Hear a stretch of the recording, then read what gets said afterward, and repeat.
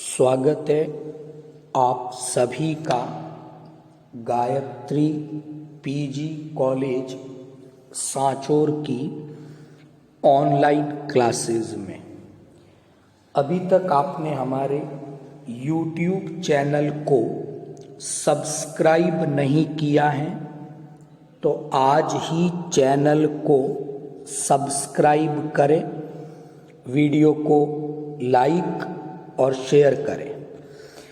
आज हम लोग बात करेंगे बीएससी पार्ट फर्स्ट जूलॉजी के फर्स्ट पेपर के बारे में। बीएससी फर्स्ट ईयर में जूलॉजी का जो फर्स्ट पेपर है वो एनिमल डाइवर्सिटी एंड इवोल्यूशन का है, प्राणी विविधता एवं जैव विकास, ये उस पेपर का नाम है।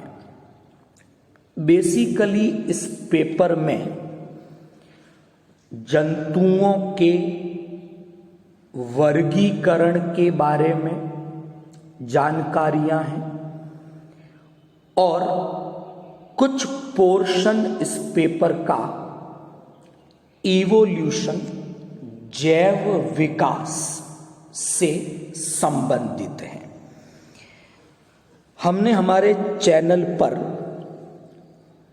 पहले भी इस पेपर के कुछ वीडियो अपलोड किए हैं जिसमें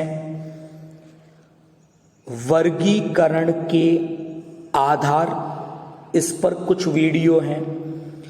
phylum, Porifera, Coelenterata, Mollusca, Annelida, इन फाइलम, इन संघ के बारे में भी कुछ वीडियोस अपलोड किए हैं। उसी सीरीज में आज हम लोग एक फाइलम, जंतुओं का एक संघ है, प्लेटी हेलमिन्थस। जंतुओं के इस प्लेटी हेलमिन्थस संघ के बारे में आज के इस लेक्चर में हम लोग बात करेंगे। जनरली एग्जाम में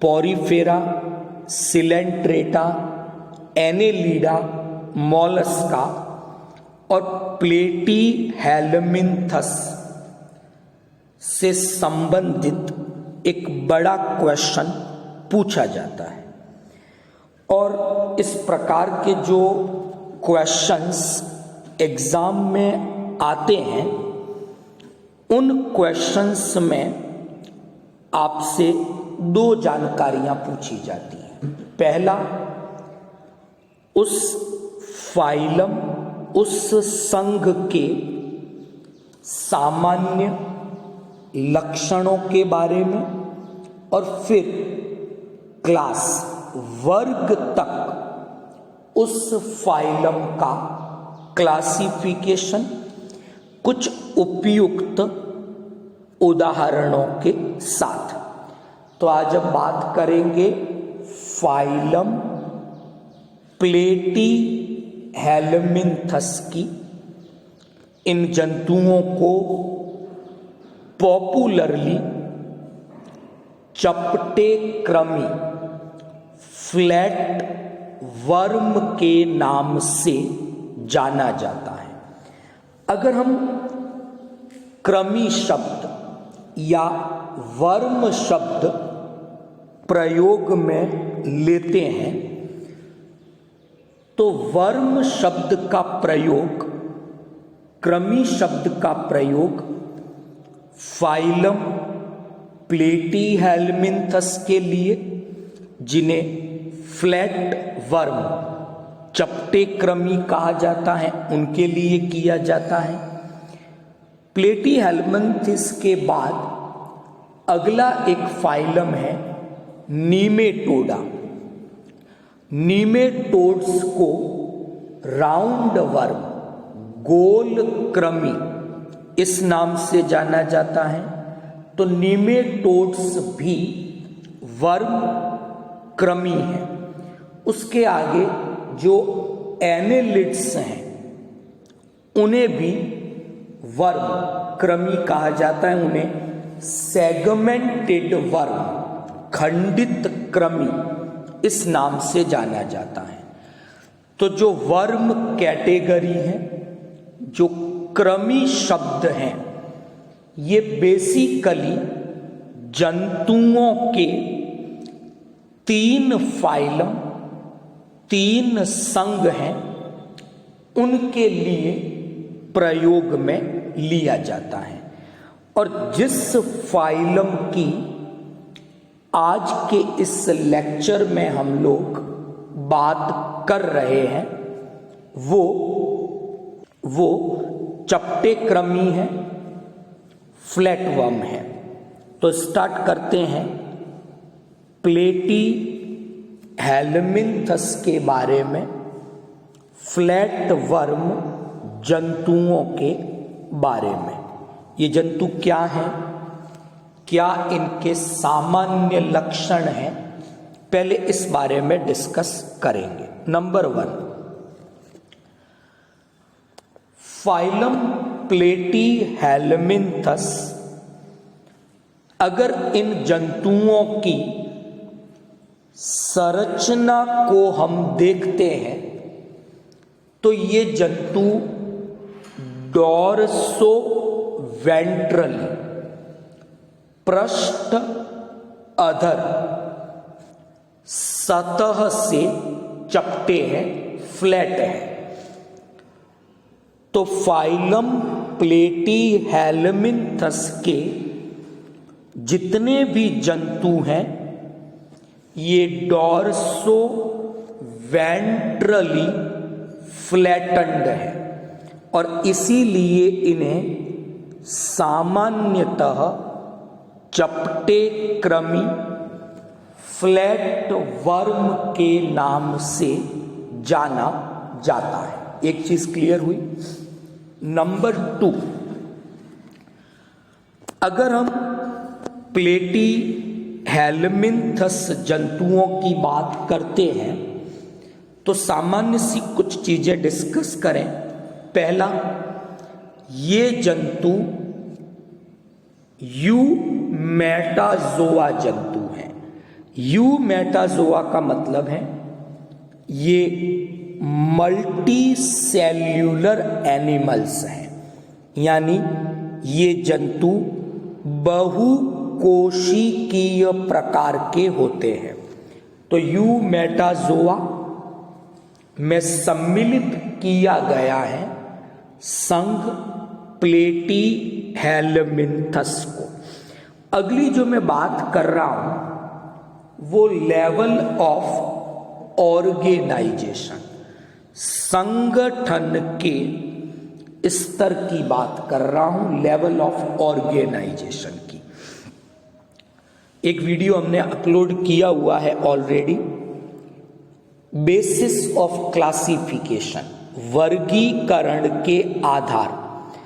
अगर आप उस वीडियो को देखते हैं तो वहां हमने 5 प्रकार के संगठन के स्तर जंतुओं में बताए हैं। तो जो फाइलम प्लेटी हेलमिन्थस हैं, अगर हम इनके लेवल ऑफ ऑर्गेनाइजेशन को देखते हैं, इनके संगठन के स्तर को देखते हैं, तो इनके संगठन का स्तर टिश्यू ऑर्गन ग्रेड का है, यानी ऊतक अंग स्तर का संगठन पाया जाता है। फाइलम प्लेटी हेलमिन्थस पहला ऐसा संघ है जंतुओं का जिनमें अंग विकसित हो चुके हैं, ऑर्गन का डेवलपमेंट हो जाता है। तो ये पहले ऐसे जंतु हैं जिनमें अंग ऑर्गन उपस्थित होते हैं। अगली जो बात कर रहे हैं वो बात कर रहे हैं जर्म लेयर की, जनन स्तरों की। इन जंतुओं में तीनों जनन स्तर, embryonic ectoderm, embryonic mesoderm, embryonic endoderm, ये तीनों जनन स्तर इनमें उपस्थित होते हैं। और शरीर में तीनों जनन स्तर है, इसलिए ये जंतु ट्रिप्लोब्लास्टिक प्रकार के होते हैं। तो जो प्लेटीहेल्मिन्थस हैं, फ्लैटवर्म्स हैं, दे आर ट्रिप्लोब्लास्टिक। हिंदी में हम इन्हें त्रिकोरक स्तरीय जंतुओं के नाम से जानते हैं। अगली जो बात हम करेंगे वो बात करेंगे इन जंतुओं में सीलोम की। सीलोम को हिंदी में देह गुहा के नाम से जाना जाता है।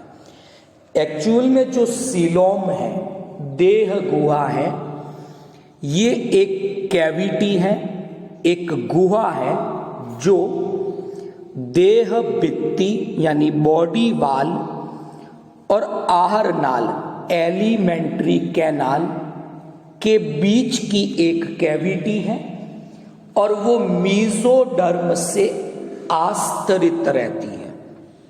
लेकिन प्लेटीहेल्मिन्थस जंतुओं में देह भित्ति और आहार नाल के बीच कोई कैविटी नहीं है, कोई गुहा नहीं है, बल्कि इस जगह पर देह भित्ति और आहार नाल के बीच मीजोडर्मल टिश्यू, पैरेन्काइमा टिश्यू भरे हुए रहते हैं। तो किसी भी प्रकार की सीलोम, किसी भी प्रकार की देह गुहा उपस्थित नहीं है, इसलिए ये एसीलोमेट जंतु है। देह गुहा अनुपस्थित है और यहाँ पर जो देह भित्ति और आहार नाल है उसके बीच में मीजेनकाइम पैरेन्काइमेटस टिश्यू भरे हुए रहते हैं।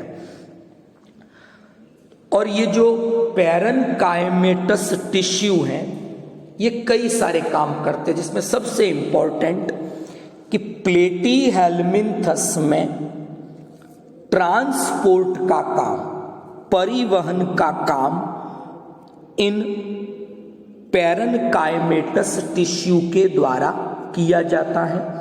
इसके अलावा ये ऑक्सीजन संग्रहण, पोषक पदार्थों का संग्रहण, उत्सर्जन, ऐसे कार्यों में भी मदद करते हैं। ओके, अब बात करेंगे इनकी सिमेट्री की। प्लेटीहेल्मिन्थस बाइलेटरिया ग्रुप के मेंबर हैं, यानी इनमें बाइलेटरल सिमेट्री, द्विपार्श्व सममिति पाई जाती है। तो ये द्विपार्श्व सममित जंतु हैं, तो बाइलेटरिया ग्रुप में इन्हें रखा गया है। बात करते हैं प्लेटीहेल्मिन्थस जंतुओं में उत्सर्जन की। इन जंतुओं का जो मुख्य उत्सर्जी अंग है वो है प्रोटोनेफ्रीडिया। हिंदी में इसे आदिवृक्क के नाम से भी जाना जाता है।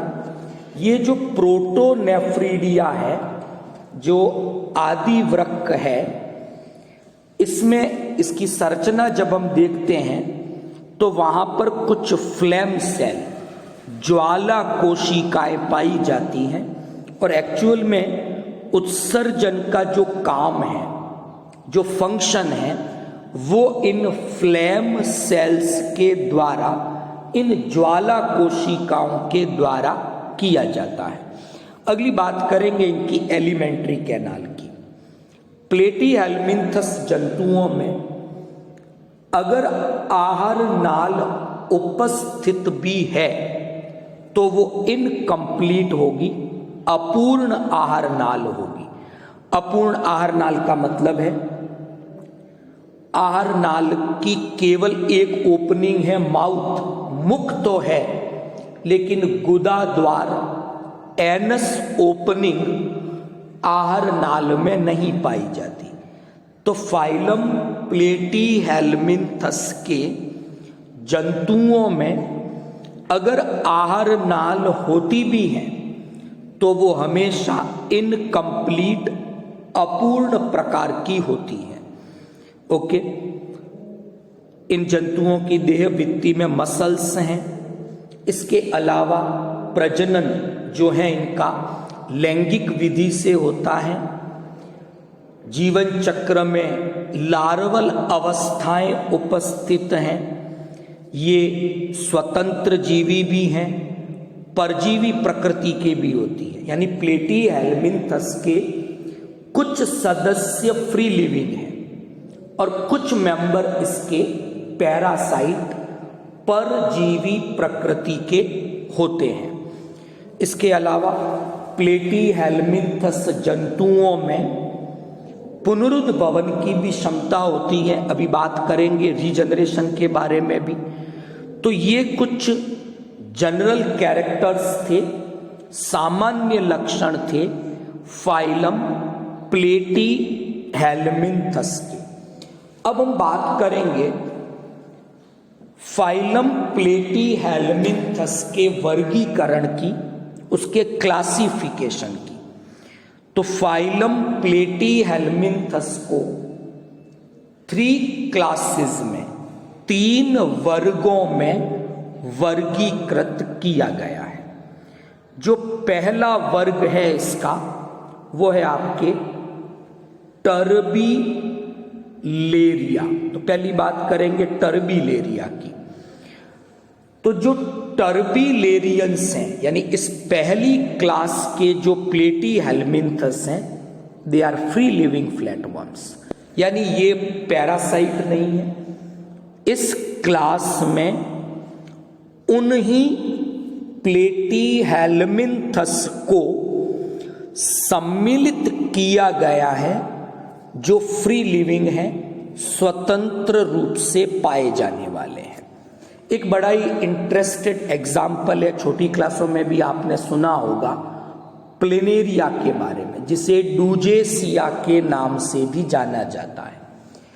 प्लेनेरिया हमने पहले कहाँ पढ़ा है कि प्लेनेरिया में हमने पुनरुद्भवन, रीजनरेशन के बारे में पहले पढ़ा है कि प्लेनेरिया में रीजनरेशन की कैपेसिटी अत्यधिक होती है। तो ये प्लेनेरिया इस टर्बीलेरिया क्लास का एक मेंबर है। अब जब ये स्वतंत्र जीवी है तो फाइलम प्लेटीहेल्मिन्थस के जो महत्वपूर्ण लक्षण हैं वो इस प्लेनेरिया के द्वारा प्रदर्शित किए जाते हैं।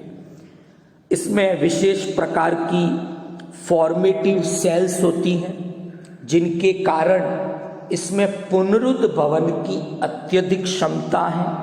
इसके अलावा एपिडर्मिस में विशेष प्रकार की रैबिडिटीज सेल्स होती हैं जो म्यूकस श्लेष्मा स्त्रावित करती हैं। इनमें चूषक वगैरह अनुपस्थित होते हैं। तो ये पहली क्लास थी प्लेनेरिया, जिन्हें टर्बीलेरिया क्लास में सम्मिलित किया गया है। इन प्लेटीहेल्मिन्थस को प्लेनेरियंस के नाम से भी जाना जाता है, क्योंकि जो कॉमन एग्जाम्पल है इनका वो प्लेनेरिया है। दूसरी क्लास है इस प्लेटीहेल्मिन्थस फाइलम की, वो है ट्रिमेटोडा। ट्रिमेटोडा ऐसे प्लेटीहेल्मिन्थस हैं जो या तो एक्टोपैरासाइट हो सकते हैं या एंडोपैरासाइट्स हो सकते हैं। और जो अगर इनकी हम संरचना देखते हैं, बॉडी अनसेगमेंटेड, किसी भी प्रकार का शरीर पर कोई खंड नहीं है, और ये लीफ लाइक पत्ती के जैसे दिखते हैं। इन्हें फ्लुक्स के नाम से जाना जाता है। डाइजेस्टिव ट्रैक यानी आहार नाल है, लेकिन एनस नहीं है, इसलिए इनकम्प्लीट है।